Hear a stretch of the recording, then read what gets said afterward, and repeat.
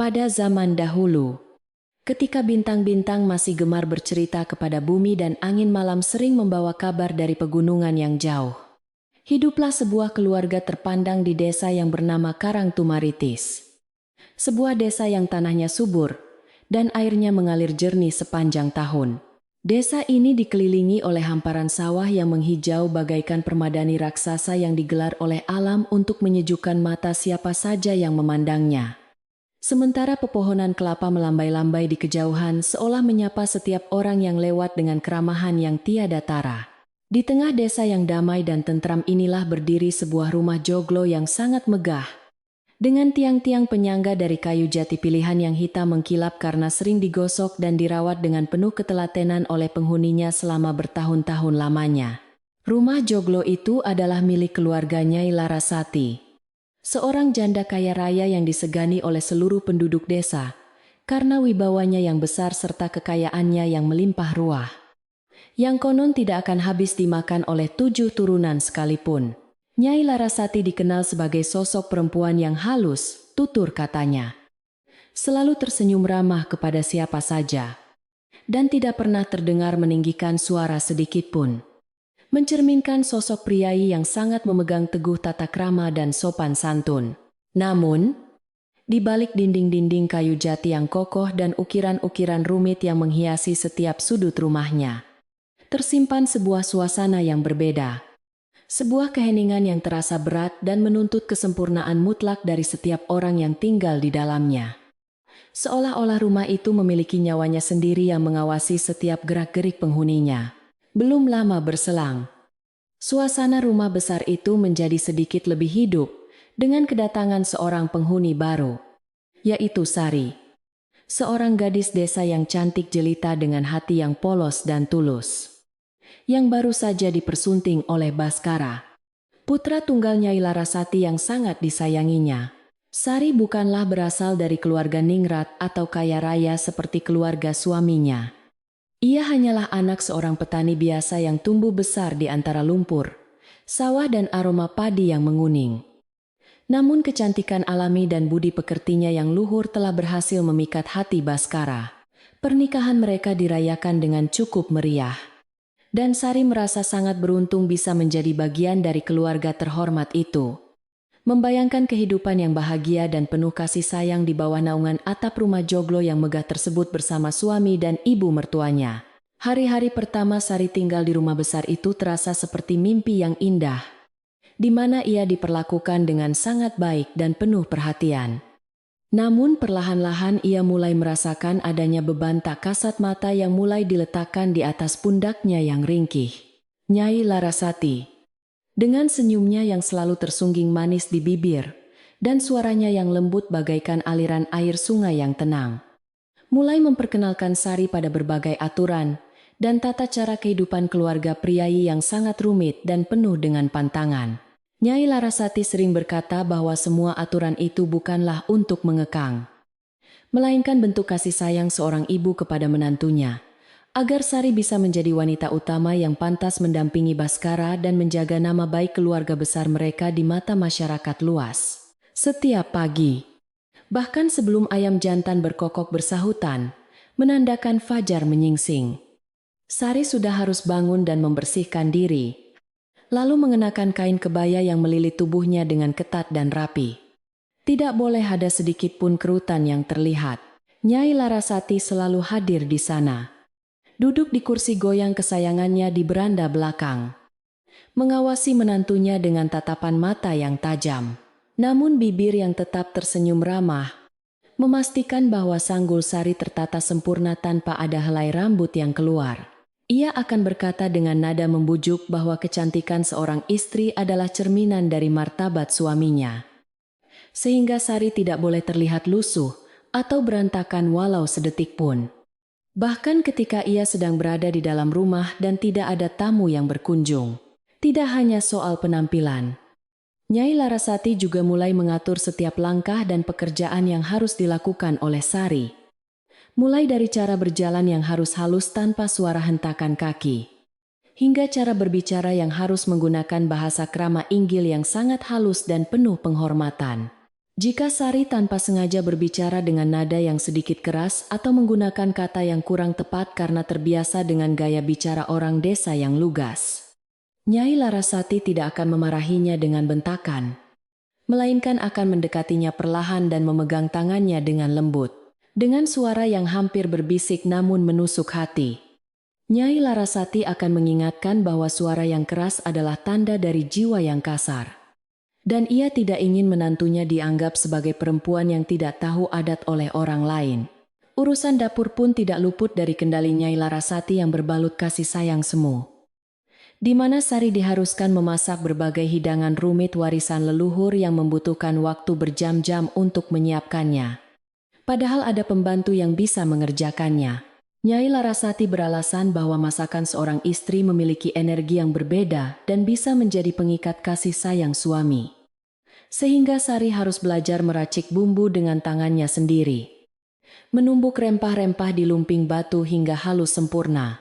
Sari sering merasa kelelahan karena harus berdiri berjam-jam di depan tungku api yang panas dengan asap yang memerihkan mata. Namun ia tidak berani mengeluh karena ibu mertuanya selalu memuji usahanya dengan kalimat-kalimat manis yang membuatnya merasa bersalah jika ia menolak tugas tersebut. Baskara, suami Sari, seringkali tidak menyadari apa yang sebenarnya terjadi di rumah itu, karena ia sibuk bekerja mengurus perdagangan hasil bumi, yang mengharuskannya pergi pagi-pagi sekali, dan baru pulang ketika matahari sudah terbenam di ufuk barat. Di mata Baskara, ibunya adalah wanita yang sangat baik, karena terlihat selalu membimbing Sari dengan sabar, mengajarkan segala hal tentang tata krama dan urusan rumah tangga tanpa pernah terdengar suara keributan atau pertengkaran. Setiap kali Baskara pulang, ia melihat rumah dalam keadaan rapi. Makanan lezat sudah tersedia di meja makan, dan Sari menyambutnya dengan senyuman. Meskipun di balik senyuman itu tersimpan rasa lelah yang amat sangat, yang tidak pernah ia ungkapkan kepada suaminya. Suatu sore yang mendung, ketika hujan rintik-rintik mulai turun membasahi halaman rumah yang luas, Sari duduk di sudut ruang tengah sambil melipat kain batik tulis yang baru saja diangkat dari jemuran, mencoba menyelesaikan pekerjaannya dengan cepat agar bisa beristirahat sejenak. Tiba-tiba Nyai Larasati datang menghampirinya, membawa secangkir teh hangat yang asapnya mengepul. Lalu duduk di samping Sari sambil mengelus punggung menantunya itu. Dengan gerakan yang sangat pelan dan terukur, ia berkata bahwa Sari terlihat sedikit pucat dan menyarankan agar Sari tidak perlu keluar rumah untuk bertemu dengan teman-teman lamanya atau pergi ke pasar desa. Karena angin di luar sedang tidak baik untuk kesehatan, dan ia khawatir menantu kesayangannya akan jatuh sakit jika terlalu banyak berinteraksi dengan dunia luar. Sari mencoba menolak dengan halus, mengatakan bahwa ia merindukan suasana pasar yang ramai dan ingin sekadar membeli benang jahit atau melihat-lihat barang dagangan. Namun Nyai Larasati segera memotong ucapannya dengan kalimat yang penuh kekhawatiran yang dibuat-buat. Sang ibu mertua mengatakan bahwa pasar adalah tempat yang kotor dan penuh dengan orang-orang kasar. Tidak pantas bagi seorang istri dari keluarga terhormat seperti Sari untuk berdesak-desakan di sana. Apalagi jika sampai terlihat berkeringat dan bau matahari. Nyai Larasati berjanji akan menyuruh pelayan untuk membelikan apa saja yang Sari butuhkan, asalkan Sari tetap tinggal di dalam rumah yang aman dan nyaman ini, terlindung dari segala hal buruk yang mungkin terjadi di luar sana. Kata-kata itu terdengar sangat masuk akal dan penuh perlindungan. Namun bagi Sari, itu terdengar seperti bunyi gembok pintu penjara yang sedang dikunci rapat-rapat, memisahkan dirinya dari kehidupan bebas yang dulu sangat ia nikmati di desa kelahirannya. Ia mulai merasa seperti burung perkutut di dalam sangkar emas, diberi makan enak dan dirawat dengan baik. Namun sayapnya perlahan-lahan dipotong agar tidak bisa terbang jauh meninggalkan tuannya. Sari hanya bisa mengangguk patuh, menelan keinginannya untuk menghirup udara bebas. Karena ia tidak ingin dianggap sebagai menantu yang pembangkang dan tidak tahu diuntung. Apalagi Nyai Larasati menyampaikannya dengan wajah yang begitu tulus seolah-olah nyawanya sendiri yang sedang dipertaruhkan. Malam harinya, suasana makan malam berlangsung dalam keheningan yang hikmat. Hanya terdengar denting sendok dan garpu yang beradu pelan dengan piring porselen. Sebuah tata cara makan yang sangat dijunjung tinggi di rumah joglo tersebut. Sari makan dengan hati-hati, menjaga agar siku tangannya tidak terangkat terlalu tinggi, dan mulutnya tidak mengeluarkan suara kecap sedikit pun. Karena ia tahu sepasang mata Nyai Larasati sedang mengawasinya dari ujung meja.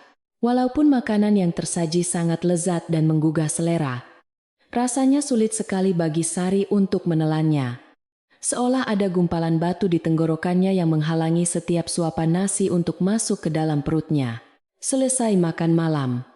Ketika Baskara sedang duduk santai menikmati kopi di beranda depan sambil membaca surat kabar lama, Nyai Larasati memanggil Sari ke kamarnya dengan alasan ingin memberikan sebuah hadiah kecil sebagai tanda kasih sayang. Di dalam kamar yang remang-remang diterangi lampu minyak, Nyai Larasati membuka sebuah lemari kayu tua yang berbau kapur barus dan mengeluarkan sehelai kain batik tulis kuno yang motifnya sangat rumit dan indah. Ia memberikan kain itu kepada Sari sambil berkata bahwa kain itu adalah warisan turun-temurun yang harus dijaga dengan nyawa. Dan Sari harus merawatnya dengan mencucinya menggunakan air bunga setiap malam Jumat Kliwon. Sebuah tugas tambahan yang terdengar mistis dan memberatkan. Sari menerima kain itu dengan tangan gemetar, merasakan beban sejarah dan tanggung jawab yang tiba-tiba berpindah ke tangannya. Sementara Nyai Larasati tersenyum puas melihat kepatuhan menantunya. Ibu mertua itu kemudian bercerita panjang lebar tentang bagaimana ia dulu juga harus melakukan hal yang sama untuk mertuanya. Sebuah cerita tentang pengabdian dan pengorbanan yang seolah-olah menjadi standar yang harus diikuti oleh Sari tanpa boleh protes. Cerita itu disampaikan dengan nada yang mendayu-dayu, membuat Sari merasa terhipnotis sekaligus tertekan, menyadari bahwa ia sedang dibentuk menjadi replika dari Nyai Larasati. Kehilangan jati dirinya sendiri demi memenuhi standar menantu ideal yang diciptakan oleh ibu mertuanya. Ketika malam semakin larut dan suara jangkrik mulai terdengar bersahutan di halaman belakang, Sari akhirnya bisa masuk ke dalam kamarnya sendiri. Tempat di mana ia bisa sedikit melepaskan topeng kepatuhannya. Ia duduk di tepi ranjang, memandangi wajah suaminya yang sudah tertidur lelap karena kelelahan, dan bertanya-tanya dalam hati apakah Baskara tahu betapa beratnya beban yang ia rasakan setiap hari. Sari ingin sekali membangunkan suaminya dan menceritakan semuanya. Tentang aturan-aturan yang mencekik, tentang senyuman ibu mertuanya yang terasa dingin, dan tentang kerinduannya pada kehidupan yang sederhana. Namun, niat itu diurungkannya karena ia tidak ingin menjadi penyebab pertengkaran antara anak dan ibu. Apalagi Baskara sangat menghormati ibunya yang telah membesarkannya seorang diri sejak ayah Baskara meninggal dunia puluhan tahun yang lalu. Sari merasa harus kuat, harus bisa membuktikan bahwa ia mampu menjadi istri yang baik dan menantu yang berbakti. Meskipun itu berarti ia harus mengorbankan perasaan dan kebebasannya sendiri demi keutuhan rumah tangga. Ia menarik napas panjang, mencoba menenangkan detak jantungnya yang tidak beraturan, dan meyakinkan dirinya bahwa semua ini hanyalah proses adaptasi yang wajar bagi seorang pengantin baru di lingkungan yang berbeda. Di luar jendela kamar, bulan purnama bersinar terang, namun tertutup oleh awan tipis yang berarak pelan, menciptakan bayangan-bayangan samar di dinding kamar yang membuat suasana terasa semakin melankolis dan sendu. Sari beranjak ke jendela, membuka sedikit tirai dan menatap ke arah pendopo rumah yang gelap dan sunyi. Membayangkan hari esok yang masih akan dipenuhi dengan tata krama dan aturan yang sama. Ia teringat pesan ibunya di desa sebelum ia menikah, bahwa kesabaran adalah kunci dari kebahagiaan rumah tangga. Namun Sari mulai ragu, apakah kesabaran yang ia miliki akan cukup untuk menghadapi tembok tebal tradisi yang dibangun oleh Nyai Larasati? Di kejauhan, terdengar suara kentongan dipukul pelan oleh penjaga malam yang berkeliling desa, menandakan bahwa waktu sudah sangat larut dan seluruh desa sudah terlelap dalam mimpi masing-masing. Hanya Sari yang masih terjaga. Matanya belum juga mau terpejam, meskipun badannya terasa remuk redam setelah seharian bekerja menuruti perintah ibu mertuanya yang tiada habisnya. Ia merasa sepi di tengah keramaian ornamen rumah. merasa asing di tempat yang seharusnya menjadi rumah barunya. Dan perasaan itu menyelinap masuk ke dalam relung hatinya yang paling dalam seperti angin malam yang dingin. Angin malam berhembus pelan menerobos celah ventilasi, membawa aroma bunga melati yang ditanam di pekarangan depan. Aroma yang biasanya menenangkan, namun malam ini terasa begitu menyengat dan misterius. Sari akhirnya membaringkan tubuhnya di samping Baskara, mencoba memejamkan mata dan berdoa agar esok hari akan ada sedikit celah baginya untuk bernapas lega. Meskipun jauh di lubuk hatinya, ia tahu bahwa ini baru permulaan dari sebuah ujian panjang. Rumah joglo yang megah itu berdiri diam dalam kegelapan, menyimpan 1000 rahasia di balik tiang-tiangnya yang kokoh, seolah menjadi saksi bisu atas drama kehidupan yang sedang dimainkan di dalamnya. Menunggu waktu untuk membuka tabir yang sesungguhnya, Sari pun akhirnya tertidur dengan gelisah, membawa serta kecemasan dan harapannya ke alam mimpi. Sementara di kamar sebelah, Nyai Larasati mungkin masih terjaga, merencanakan kebaikan-kebaikan lain yang akan ia berikan kepada menantunya esok hari, demi menjaga martabat keluarga priayi yang sangat ia agungkan di atas segalanya.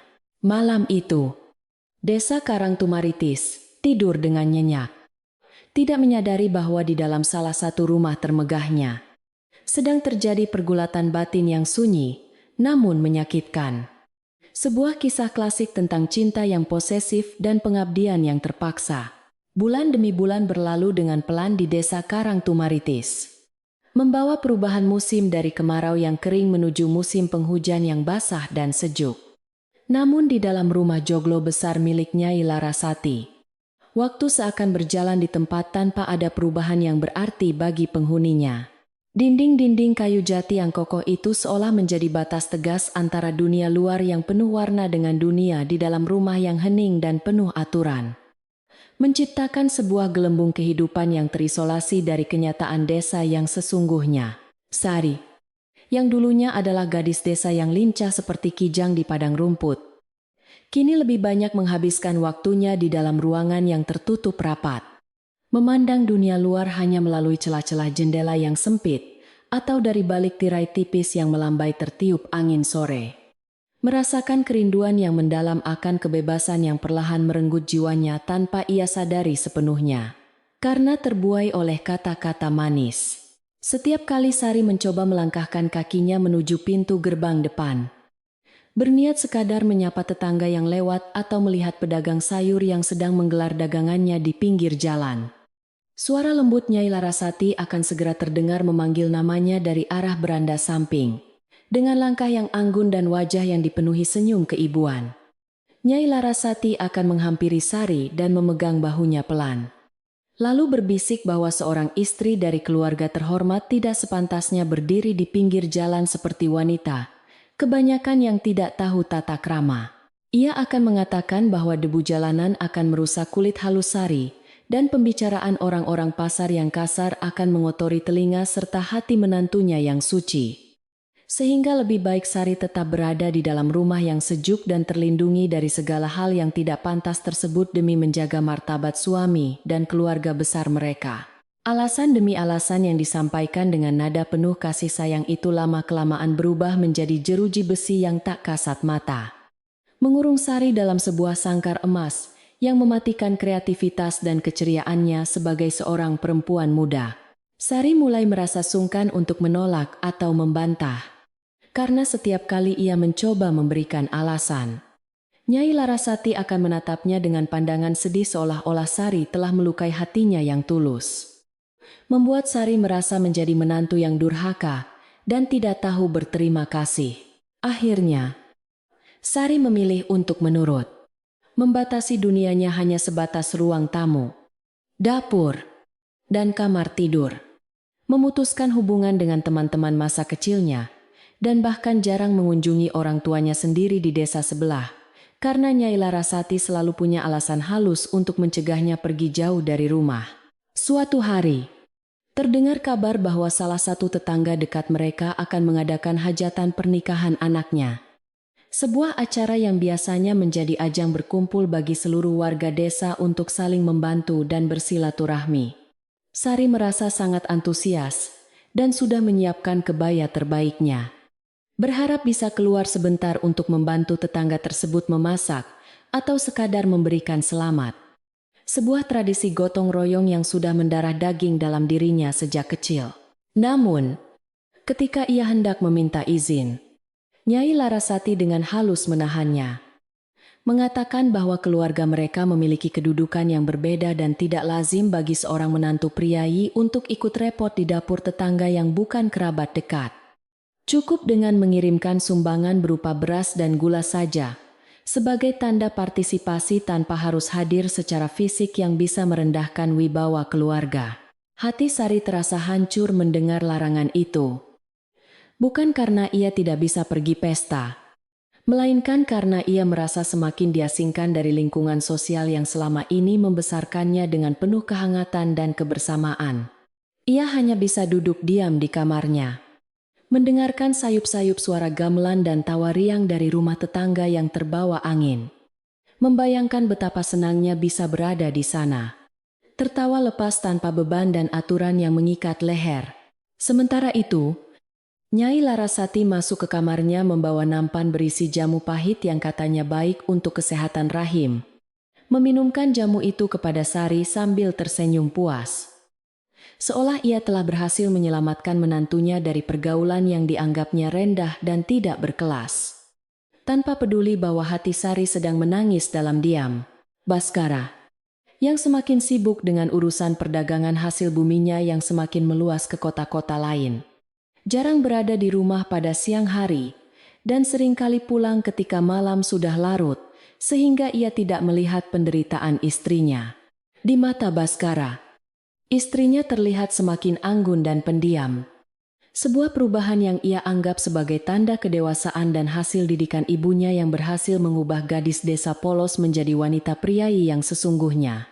Setiap kali Baskara memuji kecantikan dan ketenangan Sari di depan ibunya, Nyai Larasati akan mengangguk bangga sambil menambahkan bumbu-bumbu cerita tentang betapa penurutnya Sari dalam mempelajari segala hal.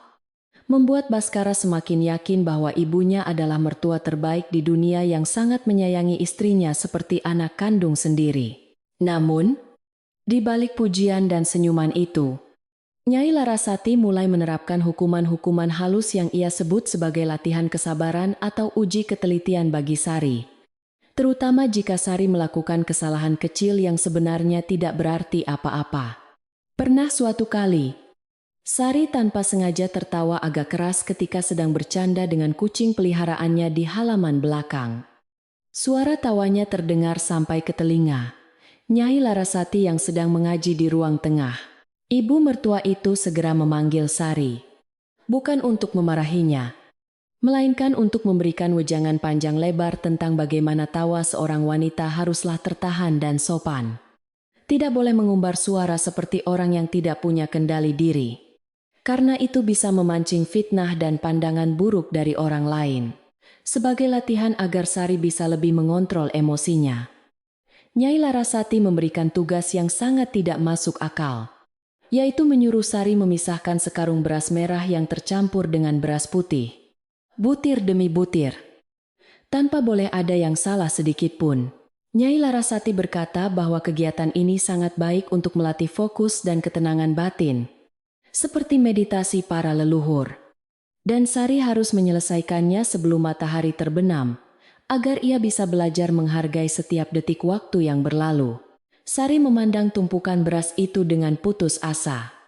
Namun ia tidak punya pilihan selain mengerjakannya. Duduk bersimpuh di lantai yang dingin selama berjam-jam, memilah butiran beras hingga matanya terasa perih dan punggungnya pegal luar biasa. Sementara Nyai Larasati mengawasi dari kejauhan, sambil menikmati teh sorenya dengan santai. Hari demi hari, tugas-tugas aneh semacam itu semakin sering diberikan dengan alasan-alasan yang terdengar filosofis dan mendidik. Namun sebenarnya bertujuan untuk mematahkan semangat Sari dan membuatnya tidak punya waktu untuk memikirkan hal lain selain melayani keinginan mertuanya. Sari pernah disuruh menggosok koleksi peralatan makan dari Kuningan milik keluarga hingga mengkilap seperti cermin. Sebuah pekerjaan yang membuat jari-jarinya lecet dan kasar. Namun Nyai Larasati justru memuji hasil kerjanya dengan mengatakan bahwa kilauan kuningan itu mencerminkan kebersihan hati Sari. Pujian itu terasa seperti racun manis yang melumpuhkan kemampuan Sari untuk melawan. Karena bagaimana mungkin ia marah kepada seseorang yang memujinya setinggi langit setelah memberinya pekerjaan yang begitu berat dan menyiksa fisik serta batinnya. Ketegangan di dalam rumah semakin terasa ketika musim panen raya semakin dekat, di mana kesibukan di desa meningkat, dan seharusnya menjadi waktu yang menggembirakan bagi semua orang. Namun bagi Sari, itu berarti lebih banyak tuntutan kesempurnaan dari Nyai Larasati. Ibu mertuanya mulai cerewet soal kebersihan setiap sudut rumah, memeriksa debu di atas lemari dengan sapu tangan putihnya. Dan jika ditemukan sedikit noda, Sari harus membersihkan ulang seluruh ruangan itu sendirian sebagai bentuk tanggung jawab. Pembantu rumah tangga yang ada sebenarnya ingin membantu. Namun Nyai Larasati melarang mereka dengan alasan bahwa ini adalah ujian bagi nyonya muda rumah itu untuk membuktikan kemampuannya mengelola rumah tangga yang besar dan kompleks ini tanpa bantuan orang lain. Di tengah kelelahan yang mendera, hanya ada satu orang di rumah besar itu yang menyadari perubahan drastis pada diri Sari dan merasakan ketidakadilan yang sedang terjadi, yaitu Mbok Inah, seorang pembantu tua yang sudah mengabdi pada keluarga itu sejak Nyai Larasati masih muda. Mbok Inah adalah wanita tua yang pendiam. Rambutnya sudah memutih semua, dan punggungnya sedikit bungkuk dimakan usia. Namun matanya yang rabun masih mampu melihat dengan jelas apa yang sebenarnya tersembunyi di balik senyum manis majikannya. Ia sering mencuri pandang ke arah Sari, yang sedang bekerja keras. Hatinya merasa iba melihat menantu baru itu diperlakukan seperti budak dengan kedok pendidikan tata krama. Namun, ia tahu posisinya hanyalah seorang abdi yang tidak berhak ikut campur urusan majikan. Suatu sore yang mendung, ketika hujan deras mengguyur desa dan membuat suasana menjadi gelap lebih cepat dari biasanya, Sari sedang berada di dapur belakang, sibuk menumbuk bumbu dalam jumlah banyak untuk persiapan makan malam istimewa, menyambut rekan bisnis Baskara. Tangannya sudah terasa sangat pegal memegang alu batu yang berat. Keringat dingin bercucuran di pelipisnya, dan air matanya hampir tumpah karena menahan rasa lelah yang amat sangat. Namun ia terus menumbuk karena takut mengecewakan ibu mertuanya. Saat itulah, Mbok Inah mendekat perlahan, berpura-pura mengambil air di gentong, lalu berdiri di samping Sari, sambil memperhatikan gerakan tangan Sari yang mulai melambat karena kehabisan tenaga. Dengan suara yang sangat pelan, hampir tertutup oleh suara hujan yang menghantam atap genteng, Mbok Inah berbisik tanpa menoleh ke arah Sari, seolah-olah ia sedang berbicara pada dirinya sendiri atau pada dinding dapur yang hitam kena asap. "Nduk, berhati-hatilah," bisik wanita tua itu dengan nada datar, namun penuh makna. Tidak semua pelukan itu menghangatkan. Ada juga pelukan yang meremukkan tulang, seperti ular sanca yang membelit mangsanya dengan lembut sebelum menelannya bulat-bulat. Kata-kata itu terdengar sangat asing namun menggetarkan hati Sari, membuatnya berhenti menumbuk sejenak dan menoleh ke arah Mbok Inah dengan tatapan bertanya, mencari arti di balik kalimat kiasan yang baru saja ia dengar. Mbok Inah tidak melanjutkan kata-katanya. Ia segera berlalu membawa kendi air menuju ruang tengah, meninggalkan Sari yang termangu sendirian di dapur yang remang-remang, mencoba mencerna peringatan yang tersirat dalam kalimat pendek tersebut. Sari merenung, mengingat kembali semua perlakuan Nyai Larasati selama ini. Senyuman manisnya, kata-kata lembutnya. Namun di balik itu, semua ada beban berat yang selalu ditimpakan kepadanya tanpa henti. Ia mulai menyadari bahwa apa yang dikatakan Mbok Inah mungkin benar, bahwa kasih sayang yang ditunjukkan oleh ibu mertuanya bukanlah kasih sayang yang tulus untuk membesarkannya, melainkan sebuah strategi halus untuk mengikat dan mengendalikannya agar tidak bisa berkutik sedikit pun. Kesadaran itu perlahan tumbuh menjadi benih keraguan di hati Sari, membuatnya mulai memandang segala sesuatu di rumah itu dengan kacamata yang berbeda. Tidak lagi dengan kepolosan seorang menantu baru yang naif. Ketika malam tiba dan makan malam disajikan, Sari memperhatikan gerak-gerik Nyai Larasati dengan lebih seksama.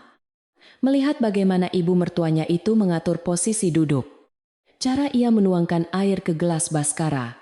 Dan cara ia memuji masakan Sari di depan tamu dengan kalimat yang berlebihan, namun terasa kosong. Sari mulai merasakan adanya kepalsuan yang tersembunyi rapi di balik topeng kesempurnaan priayi itu. Sebuah kepalsuan yang dingin dan menakutkan, yang siap memangsa siapa saja yang tidak waspada. Malam itu, setelah tamu pulang dan rumah kembali sepi, Sari masuk ke kamarnya dengan perasaan yang berkecamuk. Antara rasa takut, bingung, dan keinginan untuk mencari kebenaran tentang apa yang sebenarnya diinginkan oleh ibu mertuanya. Baskara sudah tertidur pulas. Wajahnya tampak damai tanpa beban. Membuat Sari merasa semakin kesepian, karena tidak bisa membagi beban pikirannya dengan orang yang paling ia cintai. Ia duduk di tepi jendela, menatap kegelapan malam yang pekat, dan teringat kembali pada bisikan Bok Inah tentang ular sanca yang membelit lembut. Sebuah gambaran yang sangat tepat untuk menggambarkan situasinya saat ini, yang terperangkap dalam belitan kasih sayang yang menyesakkan. Di luar sana, angin malam berdesir pelan menggoyangkan daun-daun pohon mangga, menciptakan bayangan-bayangan yang bergerak liar di tanah basah. Seolah-olah alam pun sedang memperingatkan Sari akan bahaya yang sedang mengintainya. Sari sadar bahwa ia tidak bisa terus diam dan menerima semua ini begitu saja. Ia harus mulai waspada dan mencari cara untuk melindungi dirinya sendiri sebelum belitan itu benar-benar meremukkan tulangnya. Namun, ia juga tahu bahwa melawan Nyai Larasati secara terbuka adalah tindakan bodoh yang hanya akan membuatnya terusir dari rumah itu dan kehilangan Baskara. Jadi ia harus bermain cantik, sehalus dan selicin ibu mertuanya. Keesokan harinya, suasana rumah terasa sedikit berbeda. Meskipun secara kasat mata semuanya tampak normal seperti biasa dengan rutinitas pagi yang padat dan teratur. Sari bangun lebih pagi dari biasanya. Wajahnya tampak lebih segar, namun matanya menyimpan sorot kewaspadaan yang baru. Ia menyapa Nyai Larasati dengan senyum yang sama manisnya. Namun kali ini ada jarak yang ia ciptakan dalam hatinya.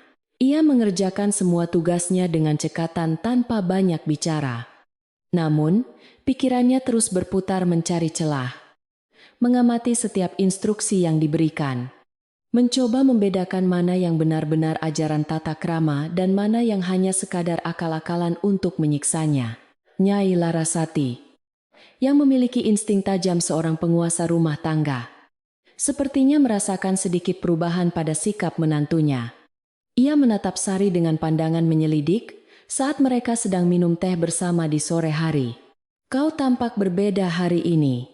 "Duh," ujar Nyai Larasati pelan sambil meletakkan cangkir tehnya. "Apakah ada sesuatu yang mengganggu pikiranmu?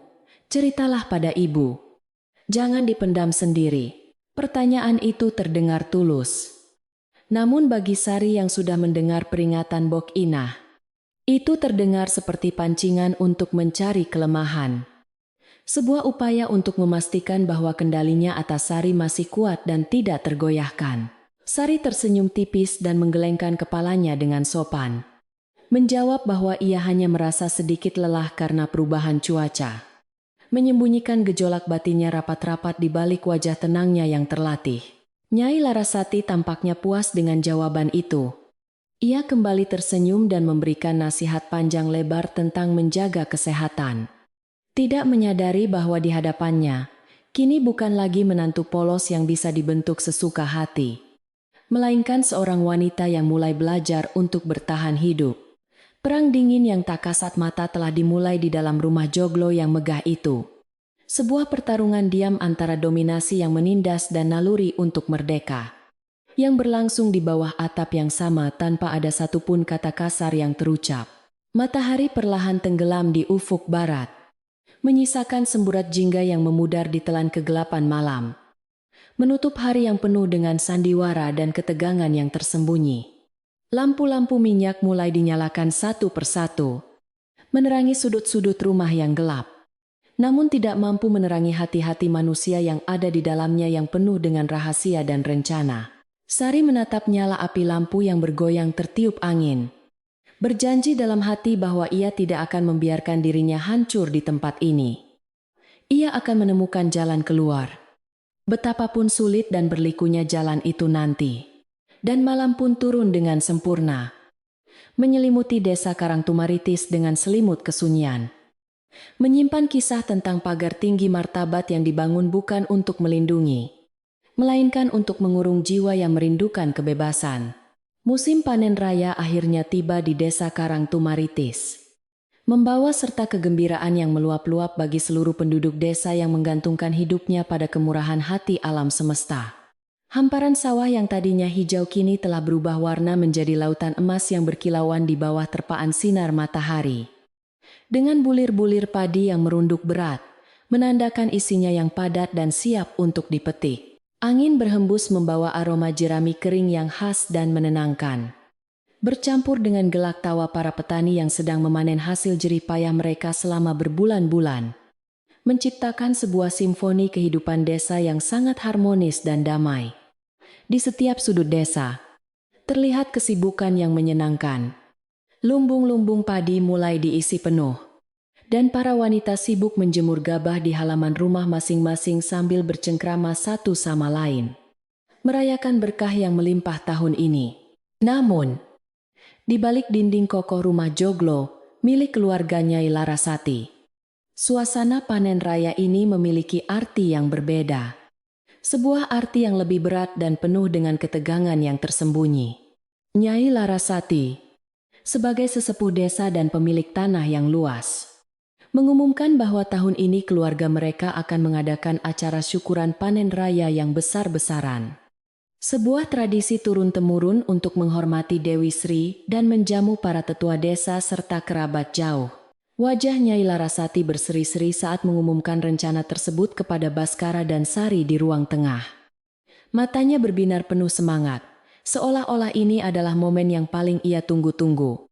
Ia berkata bahwa acara ini bukan sekadar pesta makan, melainkan sebuah pembuktian bahwa keluarga mereka masih memegang teguh adat istiadat dan mampu memberikan yang terbaik bagi masyarakat. Sebuah beban kehormatan yang kini diletakkan di pundak Sari, dengan suara yang lembut namun tegas. Nyai Larasati memegang tangan Sari dan berkata bahwa inilah saatnya bagi menantunya untuk menunjukkan bakti dan kemampuannya sebagai nyonya muda rumah Joglo di hadapan para sesepuh desa. Ia meminta, atau lebih tepatnya memerintahkan dengan halus, agar Sari memasak sendiri seluruh hidangan utama untuk para tetua yang akan duduk di pendopo agung nanti, tanpa bantuan tangan-tangan pembantu yang dianggap kurang suci energinya. Masakan seorang istri dan menantu yang tulus adalah doa, ujar Nyai Larasati dengan tatapan yang dalam. Jika kau memasaknya dengan tanganmu sendiri, maka keberkahan akan mengalir deras ke dalam rumah tangga kalian. Dan orang-orang akan melihat betapa beruntungnya Baskara memilikimu. Sari merasa terhormat mendengar kepercayaan itu. Namun di saat yang sama, ia merasakan beban berat yang tiba-tiba menindih dadanya. Membayangkan jumlah masakan yang harus ia siapkan sendirian dalam waktu yang singkat. Daftar menu yang diberikan oleh Nyai Larasati bukanlah menu sembarangan, melainkan deretan masakan tradisional yang terkenal rumit dan memakan waktu lama dalam proses pembuatannya.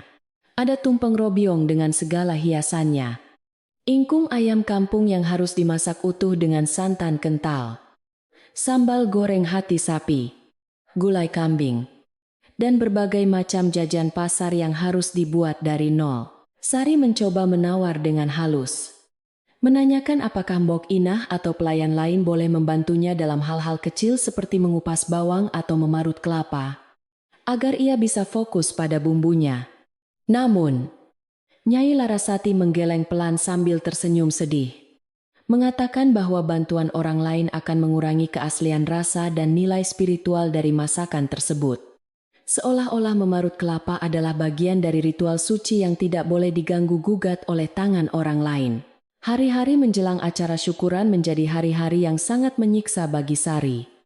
Ia harus bangun jauh sebelum ayam berkokok untuk mulai mempersiapkan bahan-bahan di dapur belakang yang luas, namun terasa sepi. Nyai Larasati dengan cerdik telah memberikan tugas lain kepada para pembantu rumah tangga. Menyuruh mereka membersihkan gudang padi, mengurus tamu-tamu yang datang dari luar kota, atau belanja ke pasar yang jauh. Sehingga dapur benar-benar menjadi wilayah isolasi bagi Sari. Sari duduk sendirian di lantai dapur yang dingin, dikelilingi oleh tumpukan bumbu dapur, kelapa, daging, dan sayuran. Tangannya bekerja tanpa henti mengulek, memotong, dan memarut. Sementara keringat bercucuran membasahi kebaya kerjanya yang lusuh. Ia merasa seperti sedang bertarung melawan waktu. Setiap detak jarum jam terasa memburu. Sementara Nyai Larasati hanya sesekali muncul di pintu dapur untuk memeriksa dan memberikan semangat dengan kata-kata manis yang justru membuat Sari semakin tertekan. Keanehan mulai terjadi ketika Sari hendak menyalakan tungku api besar untuk merebus daging kambing yang keras agar menjadi empuk tepat waktu. Kayu bakar yang biasanya kering dan mudah terbakar, kali ini terasa sangat sulit dinyalakan. Hanya mengeluarkan asap tebal yang perih di mata dan membuat Sari terbatuk-batuk hebat hingga dadanya sesak. Ia memeriksa tumpukan kayu bakar di sudut dapur dan mendapati bahwa bagian dalam tumpukan kayu itu terasa lembab dan basah. Seolah-olah ada seseorang yang sengaja menyiramnya dengan air semalam sebelumnya. Sari merasa bingung dan curiga, karena gudang kayu selalu tertutup rapat dan tidak ada hujan yang turun dalam beberapa hari terakhir. Namun ia tidak punya waktu untuk menyelidiki karena panci gulai harus segera mendidih. Dengan susah payah dan mata yang merah berair karena asap, Sari mengipasi tungku sekuat tenaga, mencoba mempertahankan nyala api yang redup agar masakan tidak gagal. Sebuah perjuangan fisik yang menguras tenaganya. Di tengah kepulan asap yang menyesakan itu, Nyai Larasati muncul dengan wajah prihatin yang dibuat-buat. Menutup hidungnya dengan sapu tangan sutra yang wangi sambil geleng-geleng kepala melihat menantunya yang berantakan. Aduh, Nduk, kenapa apinya sampai berasap begini? Apa kau tidak bisa memilih kayu yang baik? Tanyanya dengan nada kecewa yang halus.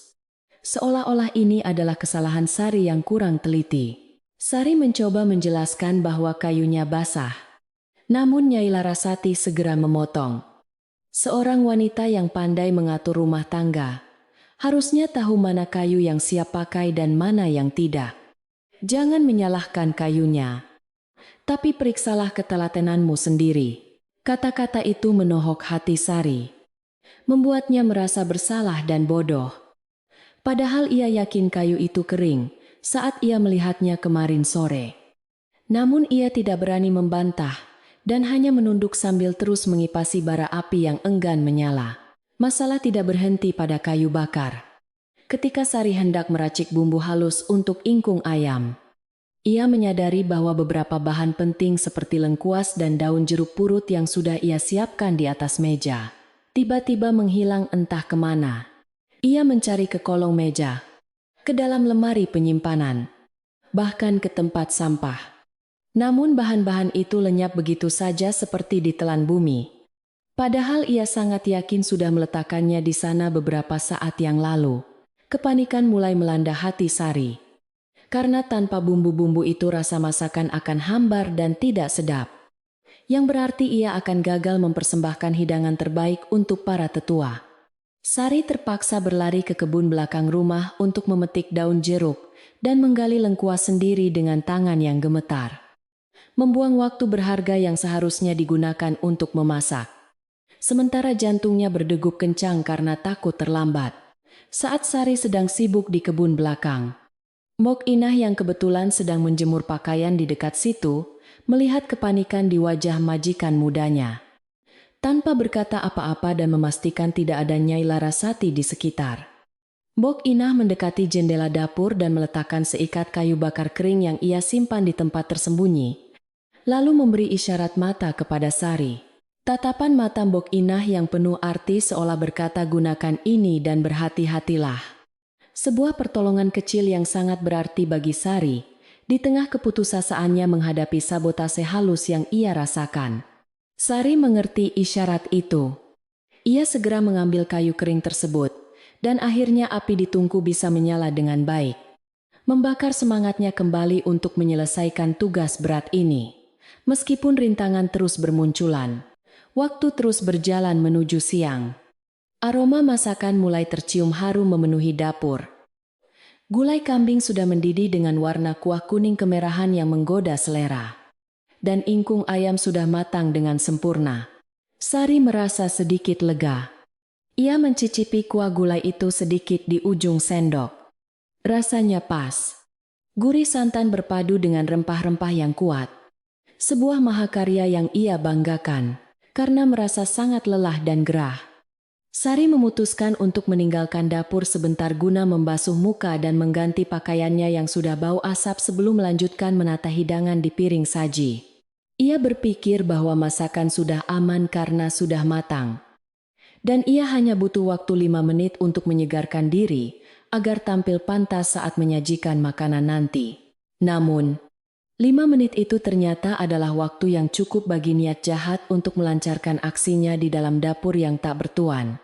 Tanpa sepengetahuan Sari, bayangan seseorang menyelinap masuk ke dalam dapur. Langkahnya pelan dan tidak bersuara. Tangannya dengan cepat membuka tutup panci gulai yang sedang mengepul panas. Tangan itu menaburkan segenggam penuh garam kasar ke dalam kuah gulai. Lalu mengaduknya sebentar agar larut. Merusak keseimbangan rasa yang sudah susah payah diciptakan oleh Sari. Bayangan itu kemudian menghilang secepat kedatangannya. Meninggalkan panci gula yang kini telah berubah menjadi racun yang siap mempermalukan si pembuatnya di hadapan orang banyak. Sari kembali ke dapur dengan wajah yang lebih segar. Ia merasa optimis bahwa ia akan berhasil melewati ujian ini dan mendapatkan pengakuan dari ibu mertuanya serta para tetua desa. Ia mulai memindahkan ayam ingkung ke nampan rotan yang dialasi daun pisang. Menghiasinya dengan potongan cabai merah dan mentimun, agar terlihat cantik. Saat hendak memindahkan gulai ke mangkuk besar porselen, entah kenapa perasaannya tidak enak. Instingnya sebagai seorang pemasak, menyuruhnya untuk memeriksa kembali rasa masakan itu sebelum disajikan. Sari mengambil sendok bersih, mengambil sedikit kuah gulai, dan menyuapkannya ke mulutnya. Berharap merasakan kenikmatan yang sama seperti sebelumnya. Betapa terkejutnya Sari ketika rasa asin yang menyengat lidah langsung menyerang indera perasanya.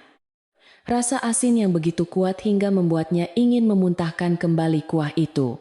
Ia terbelalak menatap panci besar di hadapannya. Tidak percaya dengan apa yang baru saja ia rasakan.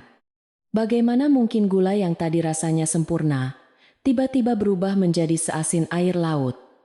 Sari mencoba mencicipi bagian lain dari panci itu. Berharap tadi ia hanya salah mengambil bagian yang belum teraduk. Namun hasilnya sama saja. Seluruh kuah gulai itu telah rusak total. Tubuh Sari lemas seketika. Ia berpegangan pada pinggiran meja, agar tidak jatuh. Menyadari bahwa ada seseorang yang sengaja melakukan ini untuk menghancurkannya. Pikirannya langsung tertuju pada satu nama. Satu sosok yang selalu tersenyum manis, namun memiliki sorot mata yang dingin. Sosok yang tadi mengeluhkan kayu bakar dan memberinya tugas mustahil ini. Sari menyadari bahwa semua ini bukanlah ujian ketulusan atau latihan memasak, melainkan sebuah jebakan yang dirancang dengan sangat rapi untuk mempermalukannya di depan seluruh desa. Jika ia menyajikan gulai ini, para tetua akan menganggapnya tidak becus memasak, istri yang tidak berguna, dan memalukan nama keluarga Baskara. Namun jika ia tidak menyajikannya, menu utama akan kosong.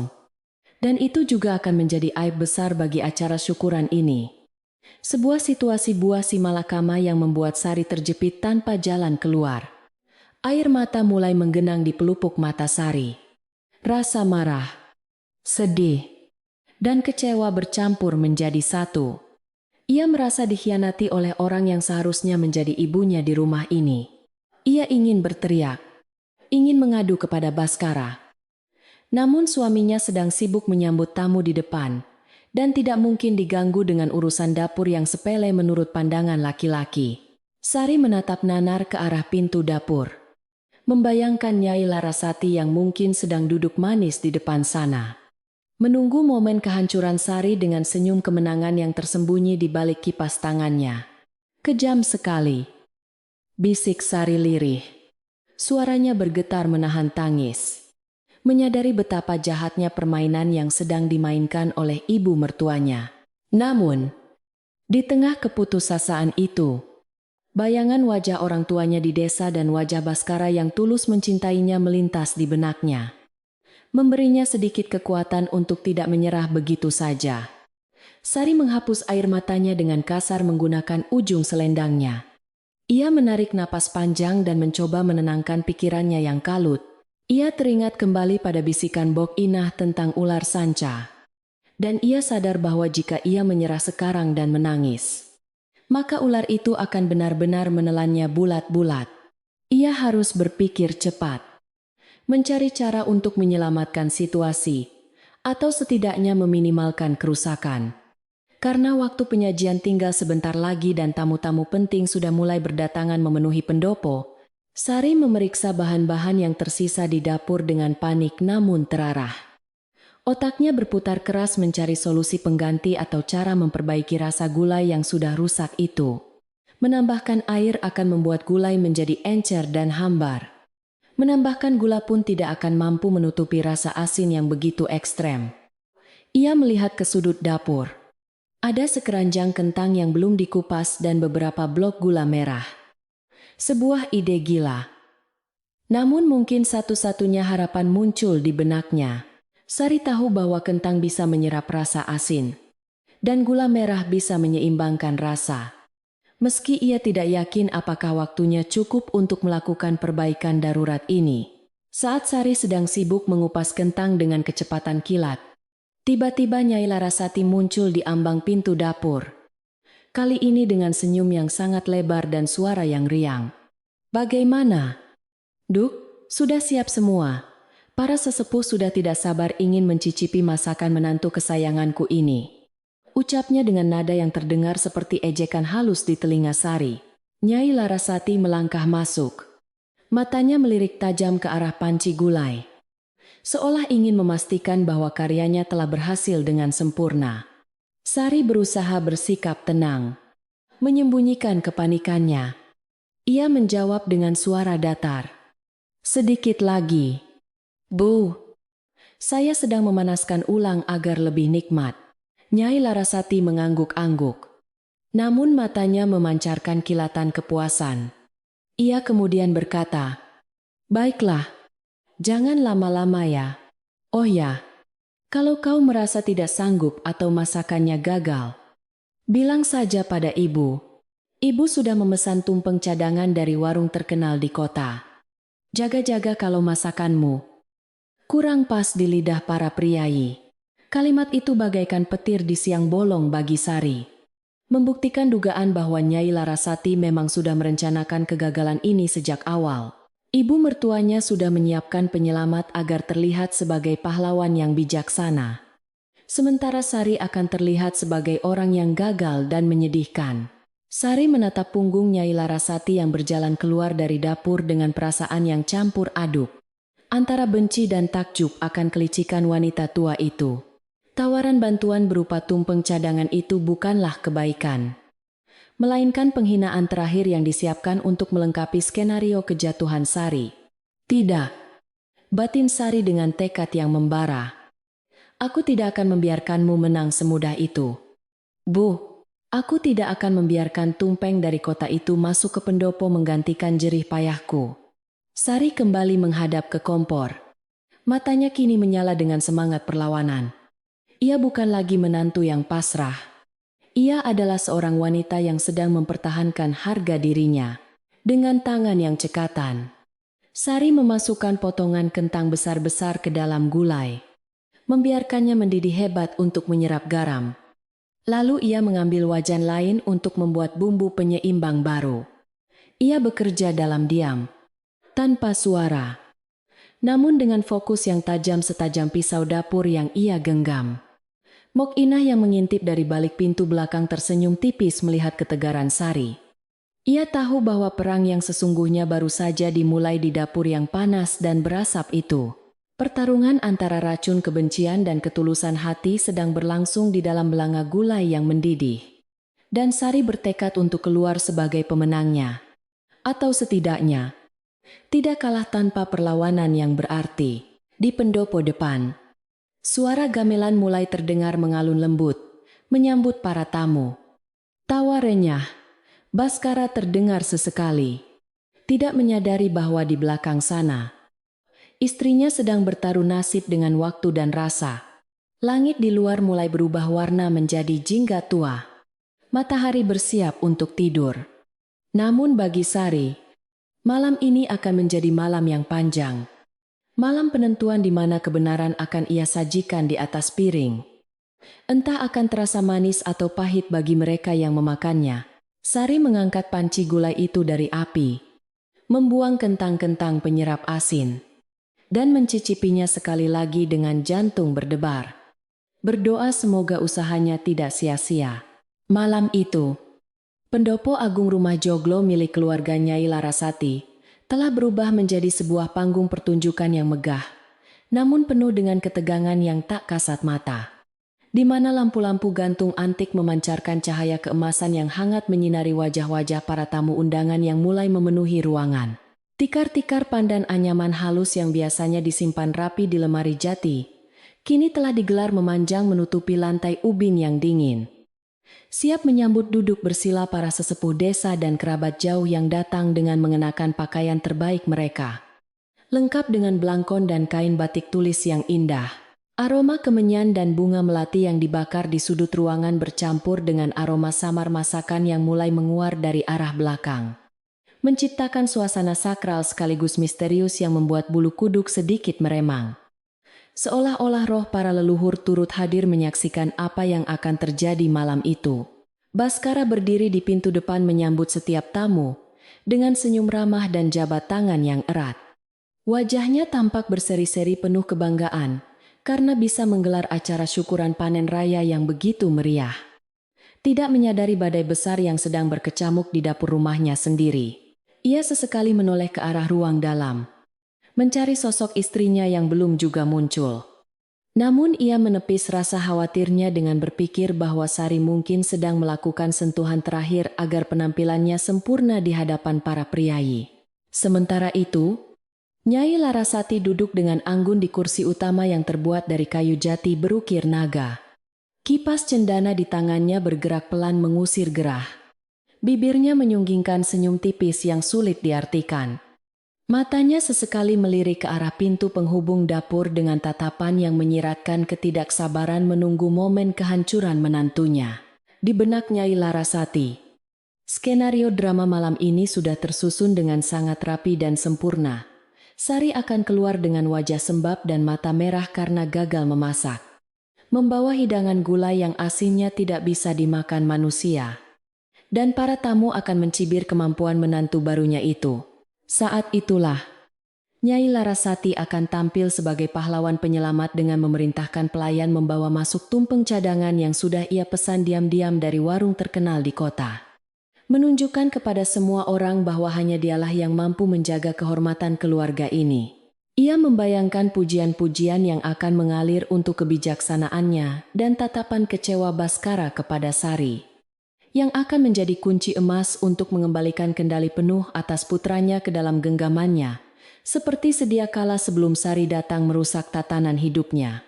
Suara gamelan Jawa mulai ditabuh pelan oleh para niaga yang disewa khusus, mengalunkan gending-gending klasik yang lembut dan menenangkan jiwa, seolah berusaha meredam detak jantung orang-orang yang sedang gelisah menunggu puncak acara.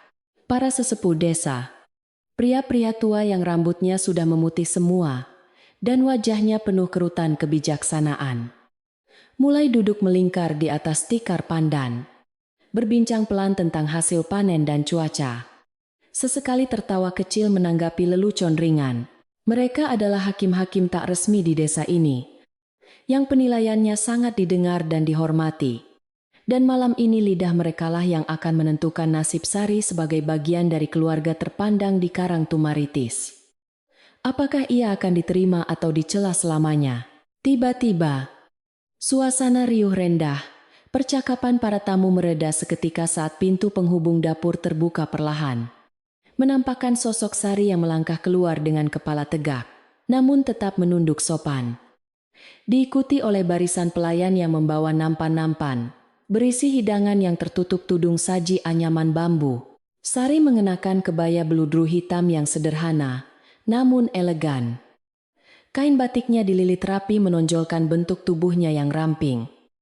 Wajahnya tampak sedikit pucat dan lelah, namun matanya memancarkan ketenangan yang luar biasa. Berbeda jauh dari bayangan wanita yang hancur leput, seperti yang diharapkan oleh Nyai Larasati.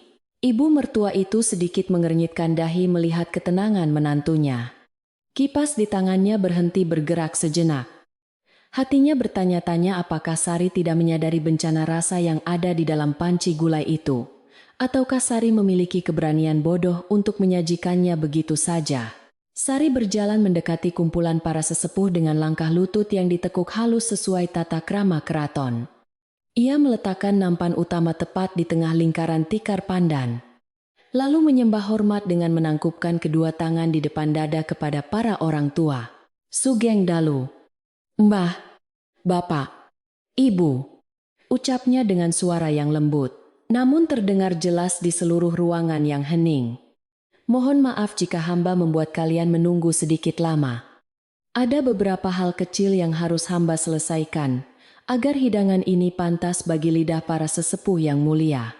Kata-katanya santun dan merendah, tidak menunjukkan tanda-tanda kepanikan, membuat Baskara yang melihat dari kejauhan tersenyum bangga. Sementara Nyai Larasati mulai merasa ada sesuatu yang salah dengan skenarionya. Satu persatu tudung saji dibuka oleh para pelayan. Uap panas mengepul membawa aroma rempah yang begitu kuat dan menggugah selera, memenuhi pendopo dengan janji kenikmatan yang membuat perut siapa saja berbunyi seketika. Tumpeng nasi kuning berdiri kokoh di tengah, dikelilingi oleh lauk pauk yang tertata cantik, ingkung ayam yang mengkilap berminyak, sambal goreng hati yang merah menyala, dan tentu saja mangkuk besar berisi gulai kambing yang kuahnya kental kekuningan. Nyai Larasati menahan napas saat melihat gulai itu disendokkan ke piring Ki Lurah, sesepuh paling dihormati di desa. Ia menunggu momen ketika Ki Lurah akan menyuapkan kuah itu dan memuntahkannya kembali karena rasa asin yang menyengat. Momen yang akan menjadi lonceng kematian bagi harga diri Sari. Ki Lurah, dengan tangan yang sedikit gemetar karena usia, mengambil sesendok kuah gulai dan daging kambing yang empuk, lalu perlahan memasukkannya ke dalam mulutnya. Disaksikan oleh puluhan pasang mata yang menunggu rekasinya. Ruangan itu hening mencekam. Bahkan suara jangkrik di luar seolah berhenti bernyanyi untuk menyaksikan detik-detik penentuan ini. Nyai Larasati sudah siap dengan kalimat maafkan menantu saya di ujung lidahnya. Namun, yang terjadi selanjutnya sungguh di luar dugaan. Wajah Ki Lurah yang keriput perlahan merekah dalam senyuman lebar. Ia mengangguk-angguk pelan sambil memejamkan mata, menikmati rasa yang meledak di mulutnya. Luar biasa, gumam Ki Lurah dengan suara serak. Rasanya pas sekali. Gurihnya santan berpadu sempurna dengan rempah. Dagingnya empuk. Dan ada sedikit rasa manis yang unik, yang justru membuatnya semakin sedap. Ini masakan yang dibuat dengan hati. Baskara menghela napas lega yang panjang. Bahunya yang tadi tegang kini turun rileks. Ia segera mempersilakan tamu lain untuk mencicipi. Dan segera saja terdengar dengungan pujian dari seluruh penjuru pendopo memuji kelezatan masakan Sari. Nyai Larasati terpaku di kursinya. Wajahnya memucat seputih kapas. Matanya menatap nanar ke arah mangkuk gulai, seolah melihat hantu. Pikirannya kacau balau tidak mengerti. Bagaimana mungkin garam segenggam penuh bisa hilang begitu saja tanpa bekas? Ia merasa dunia di sekelilingnya berputar. Rencana jahatnya hancur berkeping-keping di hadapan kenyataan bahwa Sari, gadis desa yang ia remehkan, ternyata memiliki kemampuan sihir atau keberuntungan setan yang melindunginya dari kehancuran. Sari, yang masih bersimpuh di dekat Ki Lurah, Tidak membiarkan momen kemenangan itu berlalu begitu saja, tanpa meluruskan benang kusut yang selama ini menjeratnya. Ia tahu inilah saatnya untuk bicara, bukan dengan amarah, tapi dengan kecerdikan, dengan sangat hati-hati. Sari memberi isyarat kepada Mbok Inah yang berdiri di sudut ruangan. Dan pembantu tua itu segera maju membawa sebuah nampan kecil yang berisi dua benda aneh. Sepotong kayu bakar yang basah kuyup dan sebuah toples garam yang kosong melompong. Sari meletakkan nampan itu di sisi meja hidangan, membuat para sesepuh dan Baskara mengernyitkan dahi bingung. Melihat benda-benda kotor itu berada di tengah pesta makan yang mewah. Mohon ampun beribu ampun, Ki Lurah dan Kakang Baskara. Ucap Sari memulai penjelasannya dengan nada yang sangat rendah hati. Seolah ia sedang mengakui kesalahannya sendiri. Hamba menyajikan benda-benda ini bukan untuk mengotori pemandangan, melainkan sebagai permohonan maaf hamba. Ia berhenti sejenak, menarik napas panjang untuk mengumpulkan keberanian. Lalu melanjutkan. Masakan ini hampir saja gagal hamba sajikan tepat waktu. Entah mengapa. Kayu bakar yang tersimpan di gudang tertutup tiba-tiba basah kuyup seolah habis kehujanan. Padahal langit cerah berhari-hari. Dan entah roh mana yang iseng. Toples garam ini hamba temukan kosong di tempat sampah. Seolah isinya telah ditumpahkan sekaligus ke dalam panci gulai hamba saat hamba lengah. Kalimat Sari itu bagaikan batu yang dilemparkan ke tengah kolam yang tenang, menciptakan riak-riak pemahaman yang perlahan menyebar ke benak setiap orang yang mendengarnya. Terutama Baskara yang cerdas. Baskara menatap kayu basah itu, lalu menatap langit malam yang bertabur bintang melalui jendela terbuka. Logika pedagangnya langsung bekerja, tidak mungkin kayu di gudang basah sendiri jika tidak disiram air. Ia kemudian menatap ibunya, Nyai Larasati, yang kini tampak gelisah salah tingkah. Keringat dingin mulai bercucuran di pelipis wanita tua itu, meskipun udara malam cukup dingin. Baskara mulai menghubungkan titik-titik kejadian desakan ibunya agar Sari memasak sendiri. Larangan bagi pembantu untuk membantu. Dan sekarang sabotase yang jelas terlihat mata. Tapi Gusti Allah Maha Adil. Lanjut Sari dengan suara yang mulai bergetar menahan emosi. Matanya berkaca-kaca menatap suaminya. Hamba diberi petunjuk untuk menggunakan kentang guna menyerap kelebihan garam itu. Dan Mbok Inah menemukan kayu kering yang terselip untuk menyalakan api. Hamba hanya ingin mempersembahkan yang terbaik untuk keluarga ini. Meskipun sepertinya ada ujian berat yang harus hamba lalui di dapur sendirian. Kata-kata sendirian itu ia tekan dengan lembut namun tajam, menyiratkan betapa terisolasinya ia selama proses memasak. Sebuah pengakuan penderitaan yang disampaikan tanpa menunjuk hidung siapa pelakunya. Namun semua orang dewasa di sana bisa merasakannya. Suasana pendopo menjadi hening dan canggung. Para sesepuh saling berpandangan penuh arti. Mereka adalah orang-orang tua yang sudah kenyang makan asam garam kehidupan. Mereka mengerti bahasa kiasan dan intrik rumah tangga tanpa perlu dijelaskan gamblang. Tatapan mereka kini beralih kepada Nyai Larasati. Bukan dengan tatapan menuduh yang kasar, melainkan tatapan prihatin dan menyayangkan. Seolah berkata, mengapa engkau melakukan hal serendah ini pada menantumu sendiri? Rasa malu mulai merayap naik ke wajah Nyai Larasati. Rasa malu yang jauh lebih menyakitkan daripada tamparan fisik. Karena ia dipermalukan oleh diamnya orang banyak, dan oleh kegagalan niat jahatnya sendiri yang kini terpampang nyata di atas nampan kecil itu. Tepat pada saat ketegangan mencapai puncaknya. Seorang pelayan pria berlari masuk dengan terengah-engah, membawa bungkusan besar anyaman bambu. Ia tidak menyadari situasi genting yang sedang terjadi di dalam. Nyai-nyai, serunya dengan polos. Tumpeng pesanan dari kota Praja sudah datang. Tukang antarnya minta bayaran pelunasannya sekarang. Suara pelayan itu memecah keheningan bagaikan suara petir. Membuat kedok Nyai Larasati benar-benar runtuh tak tersisa di hadapan anak dan para tamunya. Keberadaan tumpeng cadangan itu adalah bukti tak terbantahkan bahwa kegagalan Sari memang sudah direncanakan dan diharapkan sejak awal. Sebuah bukti niat buruk yang sudah dipersiapkan dengan matang. Baskara berdiri perlahan dari tempat duduknya. Wajahnya yang biasanya ramah, kini mengeras menahan amarah dan kekecewaan yang mendalam. Matanya menatap ibunya dengan sorot terluka, yang belum pernah dilihatnya Larasati sebelumnya. Ia berjalan mendekati ibunya, lalu berlutut di samping kursi Nyai Larasati. Memegang tangan ibunya yang dingin dan gemetar dengan erat, namun tanpa kehangatan seperti biasanya. "Ibu," bisik Baskara dengan suara serak yang hanya bisa didengar oleh mereka yang duduk dekat.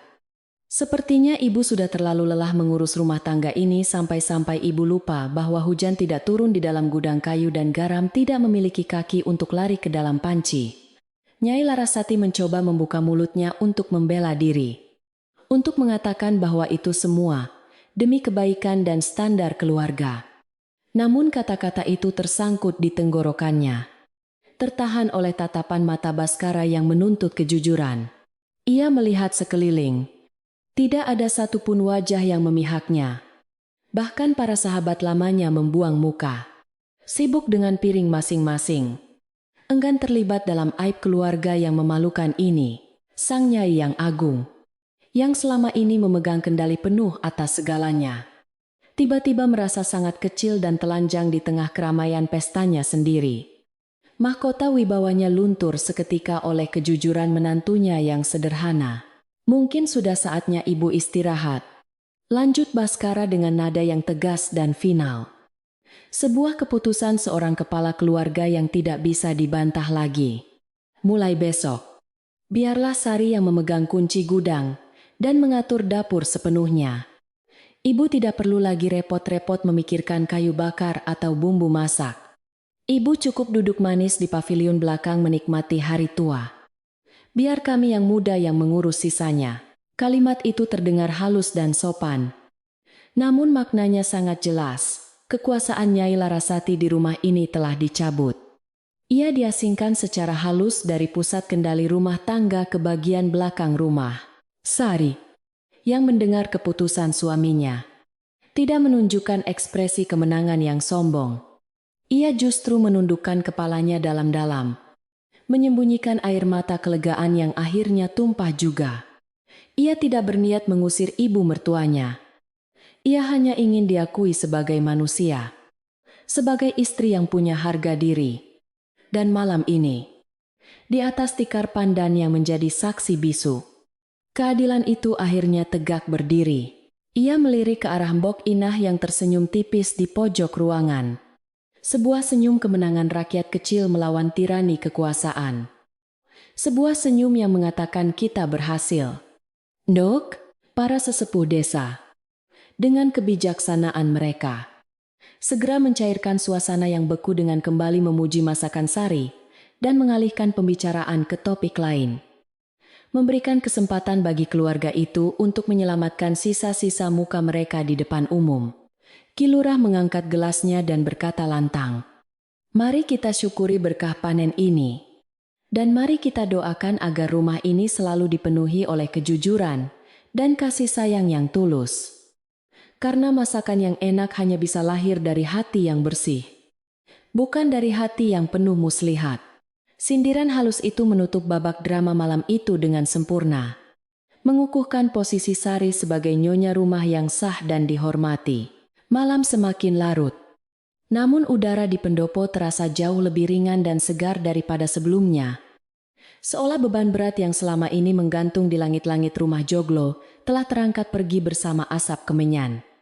Nyai Larasati, dengan alasan sakit kepala yang mendadak, pamit undur diri lebih awal dari pesta itu. Berjalan tertatih-tatih menuju kamarnya dibantu oleh pelayan. Punggungnya tampak lebih bungkuk dari biasanya, menanggung beban malu yang amat sangat. Pesta terus berlanjut dengan tawa dan kegembiraan yang kini terasa lebih nyata dan jujur. Merayakan bukan hanya panen padi di sawah, tapi juga panen kebenaran di dalam rumah tangga Baskara dan Sari. Setelah badai ketegangan yang mengguncang pendopo agung pada malam syukuran itu berlalu, suasana di rumah Joglo besar milik keluarga Baskara perlahan-lahan berubah menjadi lebih tenang dan damai. Seolah-olah udara pengap yang selama ini terkurung di antara dinding-dinding kayu jati telah berhembus pergi, digantikan oleh angin segar pegunungan. Para tamu undangan telah pulang ke rumah masing-masing dengan membawa cerita tentang kelezatan masakan Sari yang melegenda dan kebijaksanaan Baskara dalam menangani kemelut rumah tangganya. Meninggalkan pendopo yang kini sunyi, namun terasa jauh lebih ringan dari sebelumnya. Lampu-lampu minyak yang biasanya terasa redup dan suram, malam ini seakan bersinar lebih terang, menerangi sudut-sudut ruangan yang selama ini menjadi saksi bisu atas penderitaan Sari yang tersembunyi di balik aturan tata krama yang kaku dan mencekik. Baskara tidak langsung beranjak tidur setelah tamu terakhir pergi. Ia memilih untuk duduk berdua dengan Sari di beranda samping, memandang langit malam yang bersih tanpa awan, sambil menikmati sisa-sisa teh hangat yang sudah mulai dingin. Untuk pertama kalinya dalam sejarah pernikahan mereka, tidak ada bayang-bayang ketakutan atau kewaspadaan di mata Sari. Ia duduk dengan santai di samping suaminya. Bahunya yang biasanya tegang kini turun rileks. Baskara menggenggam tangan istrinya erat-erat. Matanya menatap lekat wajah Sari yang diterangi cahaya bulan, menyiratkan permintaan maaf yang mendalam tanpa perlu diucapkan dengan kata-kata yang berlebihan. Karena sentuhan tangan itu sudah cukup untuk menyampaikan rasa penyesalan seorang suami yang terlambat menyadari beban istrinya. "Maafkan aku, Sari," ucap Baskara akhirnya memecah keheningan malam. Suaranya terdengar berat dan penuh penyesalan. "Aku terlalu buta oleh rasa hormatku pada ibu sampai tidak melihat bahwa kasih sayang yang beliau berikan padamu sebenarnya adalah rantai besi yang membelenggu kakimu." Ia mengusap punggung tangan Sari dengan lembut, merasakan kasar di kulit tangan istrinya akibat pekerjaan berat yang selama ini dipaksakan oleh ibunya. Sebuah bukti fisik yang membuat hati Baskara teriris perih. Sari hanya tersenyum tipis. Senyum yang tulus dan memaafkan. Ia tidak ingin memperpanjang masalah atau menuntut balas. Karena baginya yang terpenting adalah suaminya kini sudah melihat kebenaran dan berdiri di pihaknya. Keesokan paginya, matahari terbit dengan sinar keemasan yang hangat, menyapa desa Karangtumaritis dengan janji hari baru yang lebih cerah. Seolah alam semesta turut merayakan kebebasan yang baru saja diraih oleh penghuni rumah joglo itu. Sari bangun dengan perasaan yang sangat berbeda. Tidak ada lagi rasa cemas yang memburu di dadanya. Tidak ada lagi ketakutan akan inspeksi mendadak dari ibu mertua yang akan mencari-cari kesalahan sekecil debu. Ia melangkah menuju dapur dengan ringan, menyapa para pelayan yang juga tampak lebih ceria dan bersemangat bekerja. Seolah beban ketakutan mereka terhadap Nyai Larasati juga telah terangkat bersamaan dengan pergantian kekuasaan di rumah itu. Tan Mbok Inah, yang sedang merebus air di dapur, menyambut kedatangan Sari dengan senyum lebar yang memperlihatkan gusi tuanya. Matanya berbinar-binar penuh kebahagiaan, melihat majikan mudanya kini benar-benar menjadi nyonya rumah yang berdaulat. Tanpa diminta, Mbok Inah menyerahkan rentengan kunci lemari penyimpanan bahan makanan dan gudang beras kepada Sari. Sebuah simbol penyerahan tanggung jawab pengelolaan dapur yang selama ini dipegang erat oleh Nyai Larasati. "Ini hakmu, Nduk," kata Mbok Inah dengan suara yang bergetar haru. "Gunakanlah untuk memberi makan keluarga ini dengan cinta, bukan dengan aturan yang menyiksa perut dan hati orang banyak." Sari menerima kunci itu dengan tangan terbuka, merasakan dinginnya besi kunci yang kini terasa hangat oleh harapan baru. Perubahan suasana di rumah itu sangat terasa dalam hal-hal kecil sehari-hari, di mana suara tawa dan obrolan ringan kini mulai terdengar di antara para penghuni rumah, menggantikan keheningan mencekam yang dulu selalu dipertahankan demi wibawa. Sari tidak lagi melarang para pelayan untuk bersenda gurau saat bekerja, asalkan pekerjaan mereka selesai dengan baik. Karena ia percaya bahwa hati yang gembira akan menghasilkan pekerjaan yang lebih baik daripada hati yang tertekan. Dapur yang dulunya sunyi seperti kuburan kini menjadi tempat yang hidup, penuh dengan aroma masakan yang menggugah selera dan suara sutil, beradu dengan wajan yang terdengar seperti musik kehidupan yang merdu. Sementara itu, Nyai Larasati menepati saran anaknya untuk beristirahat. Ia kini menghabiskan sebagian besar waktunya di paviliun belakang yang tenang dan terpisah dari bangunan utama. tempat di mana ia bisa merenung tanpa gangguan. Awalnya, ia merasa sangat terpukul dan kehilangan harga diri. Merasa seolah-olah dibuang oleh anak kandungnya sendiri. Namun seiring berjalannya waktu, kesendirian itu memaksanya untuk melihat kembali ke dalam dirinya sendiri. Ia mulai menyadari bahwa ambisinya untuk mempertahankan martabat keluarga secara berlebihan telah membuatnya menjadi sosok yang menakutkan. Bahkan bagi orang-orang yang seharusnya ia sayangi dan lindungi. Sebuah kesadaran pahit yang perlahan menggerogoti egonya yang tinggi. Sari, dengan kebesaran hatinya yang luar biasa, tidak membiarkan ibu mertuanya terlantar atau merasa diasingkan begitu saja. Ia tetap menjalankan kewajibannya sebagai menantu yang berbakti meskipun pernah disakiti. Setiap jam makan tiba, Sari sendiri yang akan mengantarkan nampan berisi makanan terbaik ke paviliun belakang. Memastikan bahwa menu yang disajikan sesuai dengan selera dan pantangan kesehatan Nyai Larasati. Ia akan mengetuk pintu dengan sopan, meletakkan nampan di meja, dan menyapa ibu mertuanya dengan hormat. Sugeng siang, Ibu. Ini Sari bawakan sayur bening kesukaan Ibu. Semoga berkenan di lidah. Pada awalnya, pada awalnya, Nyai Larasati hanya diam membisu. Tidak menjawab sapaan Sari dan memalingkan wajahnya ke arah jendela. Enggan menatap mata menantu yang telah mengalahkannya di hadapan orang banyak. Namun, Sari tidak pernah menyerah atau tersinggung. Ia terus datang setiap hari dengan senyum yang sama, ketulusan yang sama, dan rasa hormat yang tidak berkurang sedikit pun. Lama-kelamaan, hati batu Nyai Larasati mulai terkikis oleh tetesan kasih sayang yang tulus itu. Ia mulai menyadari bahwa Sari tidak pernah berniat jahat padanya, dan bahwa rasa masakan Sari memang jauh lebih lezat karena dimasak dengan hati yang bersih tanpa dendam. Suatu sore, ketika hujan gerimis turun membasahi taman belakang, Nyai Larasati akhirnya membuka suaranya saat Sari hendak beranjak pergi setelah mengantarkan teh sore dan pisang goreng hangat. Sari, panggilnya pelan. Suaranya terdengar rapuh dan tua. Berbeda jauh dari suara angkuh yang dulu sering ia gunakan untuk memerintah.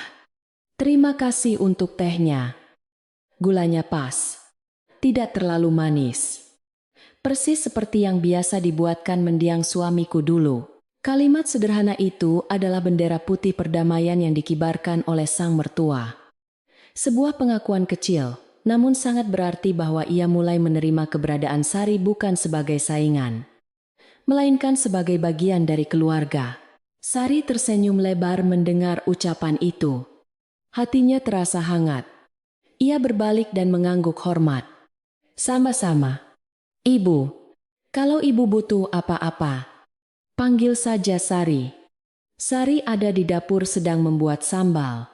Momen rekonsiliasi yang sederhana itu menjadi titik balik hubungan mereka. Tidak ada pelukan dramatis atau tangisan histeris. Hanya penerimaan diam-diam bahwa masa lalu biarlah berlalu dan mereka harus melangkah ke depan dengan cara yang baru. Sejak saat itu, ketegangan di antara mereka perlahan mencair. Nyai Larasati mulai sesekali keluar dari paviliun untuk duduk di beranda. Meski ia tidak lagi ikut campur dalam urusan rumah tangga, kebebasan Sari tidak hanya terbatas di dalam dinding rumah. Ia kini juga mulai kembali menjalin hubungan dengan dunia luar, yang dulu sempat terputus karena larangan ibu mertuanya. Pagar tinggi martabat yang dibangun Nyai Larasati telah diruntuhkan oleh Sari, digantikan dengan jembatan persahabatan yang menghubungkan rumah joglo itu dengan masyarakat desa di sekitarnya.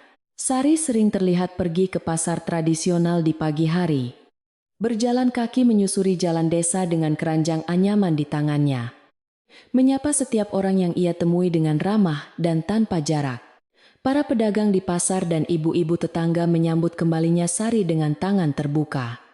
Mereka senang melihat istri Baskara yang cantik itu, ternyata tidak sombong seperti yang mereka duga sebelumnya. Sari tidak ragu untuk berhenti sejenak di warung kopi untuk mengobrol, menanyakan kabar anak-anak tetangga, atau sekadar bertukar resep masakan dengan ibu-ibu lain. Sebuah interaksi sosial yang sangat ia rindukan. Orang-orang desa mulai menaruh hormat pada keluarga Baskara bukan karena kekayaan atau status priai mereka yang kaku, melainkan karena kebaikan hati dan kerendahan hati Sari, yang terpancar nyata dalam setiap tindakannya sehari-hari. Baskara pun merasakan dampak positif dari perubahan istrinya. Bisnis perdagangannya semakin lancar, karena banyak rekan bisnis dan petani yang merasa lebih nyaman bekerja sama dengannya setelah melihat betapa harmonisnya kehidupan rumah tangganya sekarang. Ia sering pulang lebih awal dari biasanya. Tidak lagi mencari alasan untuk lembur di gudang, karena ia tahu di rumah ada kehangatan yang menunggunya. Bukan suasana dingin yang penuh aturan. Rumah joglo itu kini benar-benar menjadi tempat pulang yang nyaman. Tempat di mana ia bisa melepaskan lelah dan menjadi dirinya sendiri, tanpa harus berpura-pura menjadi priai sempurna setiap saat. Musim berganti lagi. Padi di sawah mulai tumbuh menghijau kembali. Dan kehidupan di desa Karangtumaritis berjalan dengan irama yang tenang dan damai, seperti aliran sungai yang tak pernah putus. Di rumah joglo, sebuah tradisi baru mulai terbentuk, di mana setiap malam Jumat, Sari mengadakan pengajian kecil dan makan bersama untuk para tetangga dan anak-anak yatim di desa. Sebagai bentuk rasa syukur atas rezeki yang mereka terima, Nyai Larasati terkadang ikut duduk di pojok ruangan, mendengarkan lantunan ayat suci dengan mata terpejam.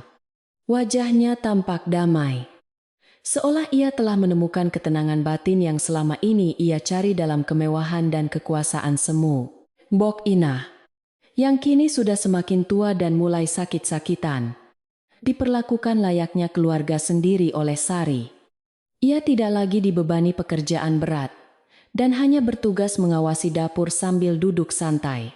Sari sering memijat kaki tuan Bok Inah sambil mendengarkan cerita-cerita masa lalu tentang desa itu. Sebuah bentuk balas budi atas pertolongan Bok Inah yang telah menyelamatkannya di saat-saat paling kritis dulu. Hubungan antara majikan dan pelayan itu telah berubah menjadi hubungan kasih sayang antara ibu dan anak. Membuktikan bahwa ikatan batin bisa terjalin lebih kuat daripada ikatan darah sekalipun. Pada suatu malam yang cerah, ketika bulan purnama bersinar terang benderang di langit, Sari dan Baskara duduk berdua di pendopo depan, menikmati angin malam yang sejuk, sambil memandang halaman rumah mereka yang asri. Di atas meja kecil di hadapan mereka, tersaji piring berisi singkong rebus yang masih mengepul dan 2 cangkir kopi tubruk yang aromanya harum menenangkan. Hidangan sederhana yang kini terasa jauh lebih nikmat daripada hidangan pesta manapun. Mereka tidak banyak bicara, hanya menikmati kebersamaan dalam diam yang nyaman.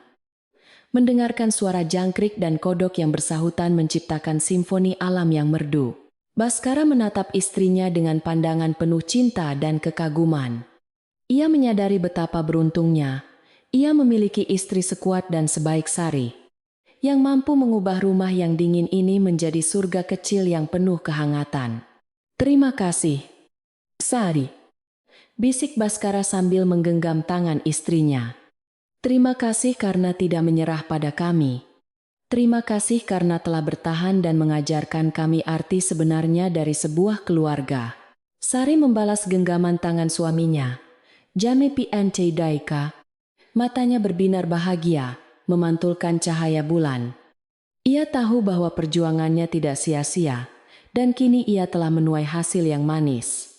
Di kejauhan, lampu pelita di paviliun Nyai Larasati baru saja dipadamkan, menandakan bahwa sang ibu mertua sudah beristirahat dengan tenang. Mungkin sedang bermimpi tentang masa lalu yang indah atau masa depan yang damai. Rumah besar itu kini tertidur lelap dalam dekapan malam. Tidak ada lagi rahasia yang disembunyikan di balik dinding kayunya. Tidak ada lagi tangisan yang tertahan di balik bantal. Yang ada hanyalah kedamaian yang sejati. Angin malam berhembus pelan membelai wajah Sari, membisikkan kata-kata selamat tidur kepada wanita yang telah berhasil memenangkan pertempuran hatinya dengan kelembutan dan kesabaran yang luar biasa. Kisah tentang menantu dan mertua di rumah joglo Karangtumaritis ini pun menjadi legenda di desa itu. Diceritakan dari mulut ke mulut sebagai pelajaran berharga bagi setiap keluarga baru yang sedang membangun rumah tangganya. Bahwa sebuah rumah tidak dibangun dari kayu jati dan batu bata semata, melainkan dari kasih sayang, saling pengertian, dan keberanian untuk saling memaafkan satu sama lain. Bahwa kehormatan keluarga tidak diukur dari seberapa tinggi pagar rumahnya atau seberapa rumit tata kramanya, melainkan dari seberapa hangat pintu rumah itu terbuka bagi sesama dan seberapa tulus senyum penghuninya. Dan begitulah, malam semakin larut membawa kantuk yang tak tertahankan, menyelimuti desa dengan selimut mimpi yang indah, membiarkan setiap jiwa beristirahat untuk menyongsong hari esok. Di dalam rumah joglo yang hangat itu, Sari mematikan lampu utama di ruang tengah, menyisakan satu lampu kecil yang menyala redup sebagai penjaga malam. Simbol harapan yang tak pernah padam. Semoga tidur Anda pun nyenyak malam ini, dibuai oleh kisah damai dari desa yang jauh, di mana cinta pada akhirnya selalu menemukan jalannya untuk pulang ke rumah yang sejati. Selamat malam. Tidurlah yang lelap. Biarkan segala beban hari ini larut bersama gelap. Dan bangunlah esok pagi dengan hati yang ringan seperti embun di ujung daun.